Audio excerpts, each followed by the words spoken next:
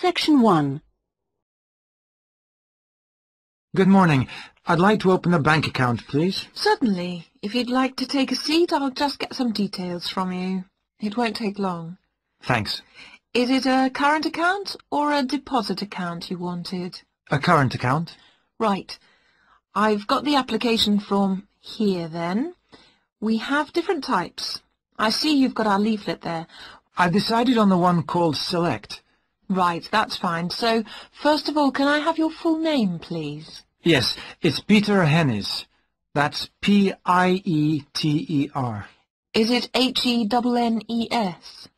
Only one N, actually. It's a less common spelling of the name. Oh, right. Okay. And what's your date of birth, please? The 27th of the 1st, 1973. Right. And will this be a joint account? No, just myself. Okay, fine. And where are you living, Mr. Hennies? 15 Riverside. Is that all one word? Yes. Exeter? Yes. How long have you been at your present address? Is it more than 2 years? Just 2 weeks, actually. I only arrived in the country a month ago. I'm from Holland. Oh, that's fine. But we normally ask for a previous address in that case. Oh, yes. Well, it's Rielsdorf 2.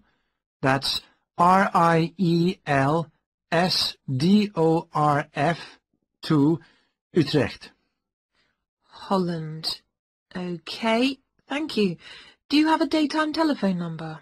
Yes, I think the number at my office is 606-295. Just a minute, I'd better check. Oh, no, sorry, 616. I'm not used to it yet. Would you like my home number, too? Yes, please. It's 796431. Are they both local numbers? Yes. Right, and your occupation? Well, I'm in Britain as a project manager, but that's not my main job. I'm an engineer by profession. I see. I think I'll put that then. It's shorter. Now, we usually ask for a piece of information which we can use to check your identity for security reasons. You know, if you phone us. Like my wife's first name? Mother's might be better. It's less likely to be known. Okay, hers is Siti. Siti? Yes, S-I-T-I. It's Indonesian. Fine. And how much would you like to open your account with? We usually ask for a minimum sum of £50. That's about 75 euros. Well, I'm going to transfer 2,000 euros from my Dutch account, just till I get paid. In fact, I wanted to ask you about that. What's the best way to do it? It depends which bank you're with.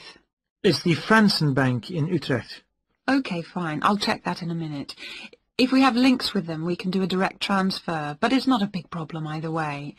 Let's see. How often would you like to receive statements? I haven't really thought. What's the usual thing? It's up to you. Some people like them weekly. Oh, no, that's too often. Can I have them sent once a month? Yes, that's fine. Is there anything else? I was thinking of registering for your internet service at some stage. Oh, yes. Would you like me to send you information about that? Please, yes. And would you like to receive information about the bank's other services? Insurance, loans, anything like that? I don't think so, thanks. That's okay then. And one last thing. If you agree... Section 2. Welcome, everybody, to the lovely house and gardens of Rosewood, once the home of the famous writer Sebastian George. He bought the house in 1902, although he had first seen it 2 years earlier. At that time, the owners let it out to a tenant, because George was too slow making up his mind to buy it. When it came back on the market, there was no hesitation, and he bought it immediately, for £9,300. Even though the house had no bathroom, no running water upstairs, and no electricity. When he came here, he'd been married for 10 years. During that time, he'd become one of the most famous writers in the English-speaking world. His professional success was enormous, but his personal life wasn't as successful. He was no longer on speaking terms with his brother and had been devastated by the death at the age of 7 of his elder daughter, Josephine. Moving to Rosewood allowed the family to start a new life. George regarded Rosewood as a pure example of a traditional country house of this part of England and did some of his most successful writing here. The house and its grounds became the family haven and their escape to privacy and quiet. The walls and the mullioned windows were built of the local sandstone. The tiles on the roofs and the bricks of the chimney stack were baked from local clay, and the wooden structures inside came from oak trees which grow around here. Now, please look at the map I've given you of the house and gardens. We're here at the information centre. Follow the path marked with the arrow, and the first area you come to is the orchard on your left. As you go further down the path, there's the kitchen garden on the right, and as you go round the first sharp corner, you will find to your left an area where different types of pear tree have been planted, as well as some lovely flowers, and this is known as Pear Alley, designed by George himself. Next to this is the greenhouse, where some exotic plants and fruits are grown. Follow the path round the second corner, and on your right you will see the entrance to the mulberry garden with its 500-year-old tree. Past the mulberry garden, follow the path until you reach the front of the house. I suggest you spend a good hour wandering around this lovely building. A guide takes visitor groups round every 2 hours. If you would like to purchase any of George's books or other souvenirs, then leave the house by the side entrance, where you will find our shop, which is situated between the house and the garage, which contains the magnificent old Rolls-Royce car, which used to belong to George. I expect by this time you may also be in need of a rest and some refreshment. Most visitors are, so why don't you visit the tea room on the far side of the garage? If you have time, there is a lovely walk down towards the River Dudwell. For me, this is the best part of the estate. This isn't on the map, but it is all clearly signposted. You cross the field, which spreads along the banks of the river. In spring, this area is well worth a visit. Spend a minute or two watching the water pass by underneath as you cross the footbridge, and then continue along the river walk through the woodland. On a hot summer's day, the trees along this path provide welcome shade. Eventually, you come to the watermill, which used to provide the electricity for the house, only about 4 hours every evening in George's time. And finally, for those of you who would like to see stunning views of the surrounding countryside and who are a little bit more energetic, when you return from the mill, take the first turning on your left and climb up to the viewpoint. You won't regret it. Enjoy your visit. Section 3. Lucy, we really need to get working on this marketing assignment. We've only got 5 weeks left to the end of term to design it, carry it out, and then write up the results. Sure. Well, let's get started right now. Let's go over the instructions. What exactly do we have to do? Well, it says here we have to look at one area of the entertainment industry. There's a list of the different types. What are they? Music, cinema, theatre, sport, and eating out. Is that all? Looks like it. So we choose one branch of the industry, and then we look at how 2 different groups of people use it. Is that right? Yes. And do we have to use any particular method to get our data? Can we mail out a questionnaire or do face-to-face interviews, or maybe even observations? Well, actually, it looks like we don't have a choice. We have to do telephone interviews. OK, so at least we don't have to waste time deciding between the different methods. Yeah, that's right. Oh, and the other requirement is the number of interviewees. Not too many, I hope. 10? 20? Well, we have to do 2 groups, remember, and it looks like we have to interview 15 for each group. That's 30 altogether, then. It's going to take ages. Yes, but remember, we're working on this together, so we'll only have to do 15 each. Okay, so those are all the requirements? Yes, looks like it. So, first, which area are we going to choose? My preference would be cinema, since that's where I spend most of my money. I don't think that's such a good idea. I don't think there are huge differences in the market there. I mean, you get young and old, male and female, rich and poor, all going to the same movies. Yeah, maybe you're right. Let's make it music, then. Right. So, what two groups will we compare and contrast? Male and female? No.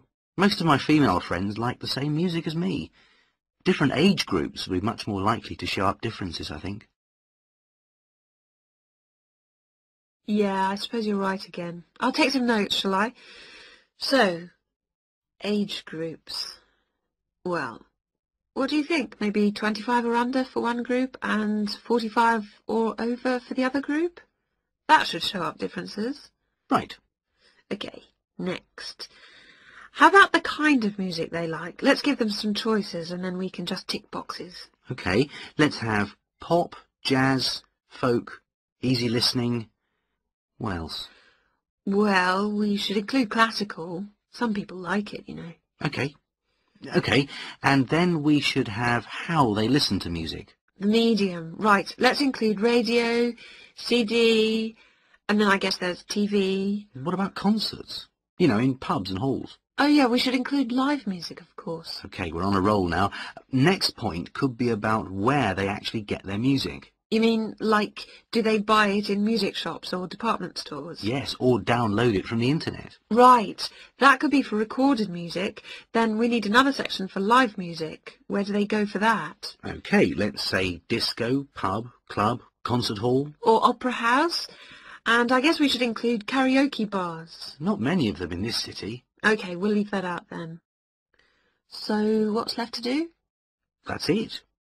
Well, now we can make a timescale for doing it. Section 4. Good morning, everyone. Last week we were looking at the hunter-gatherers in Ireland, across the Irish Sea from England. Today we're going to move on to the period between 4,000 and 6,000 years ago, known as the Neolithic period, which is when a total farming economy was introduced in Ireland.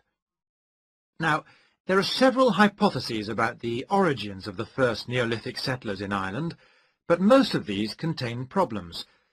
For instance, there are considerable archaeological difficulties about the theory that they came from England. The evidence doesn't really add up. But there are even greater practical problems about the theory that they came directly from continental Europe. For one thing, it's not clear just how sufficient numbers of men and women could have been transported to Ireland to establish a viable population. As you know, the hunter-gatherer economy which existed beforehand was based on small, scattered groups. The farming economy would almost certainly have required much larger communities to do all the work needed to plant and tend sufficient crops to sustain them through the year. The early farmers kept various animals, including cattle and sheep. There's also evidence of pigs, but it is possible that these could have been descended from the native wild species. Now, we know from modern farming that if the level of breeding stock falls below about 300 females, the future of the species locally is at risk. So we must assume that from the beginnings of Neolithic farming, the number of breeding sheep would have considerably exceeded 300, and the national cattle herd must have been of a similar size. The question is how these were brought to the area and where they came from. It's usually suggested that the Neolithic settlers used skin-covered boats to transport livestock, but this method would have severely restricted the range of the colonizing fleets. The sheer volume of animal transport necessary means it's unlikely that this livestock could have been brought from anywhere further than England. What about crops? Well, two main cereal crops were introduced to Ireland during this time, wheat and barley, both in several varieties. The main evidence for their presence consists of impressions on pottery, where a cereal grain accidentally became embedded in the surface of a pot before it was fired. The grain itself was destroyed by the firing, but it left an impression on the pot which could be studied and identified by botanists.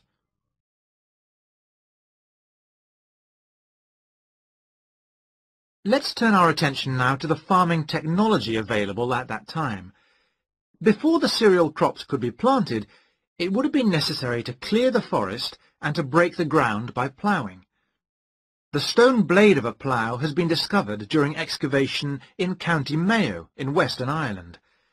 The body of the plough would have been of wood and could have been drawn by people, but it's also likely that cattle were used. Now, the cultivation of crops and the husbandry of livestock brought about changes in people's lifestyle, such as the type of shelters they made. For one thing, instead of moving from place to place, they needed permanent dwellings. The stone axes used to chop down trees to make these dwellings were far superior to any that the Stone Age hunter-gatherers used. To make the axes, sources of suitable stone had to be found and systematically exploited. These so-called axe factories were really quarries rather than factories, as the manufacture of the axes wasn't regularly performed on the quarry site. However, after the axe had been chipped into shape, they needed water and sand for grinding and polishing, so a high mountainside wouldn't have been an appropriate place for this. So this final stage of the manufacture must have been carried out close to water, and sure enough, there's ample evidence of this at coastal sites.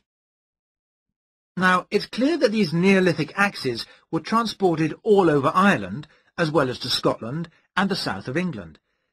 It's not really surprising that axes from axe factories in England have also been found in Ireland.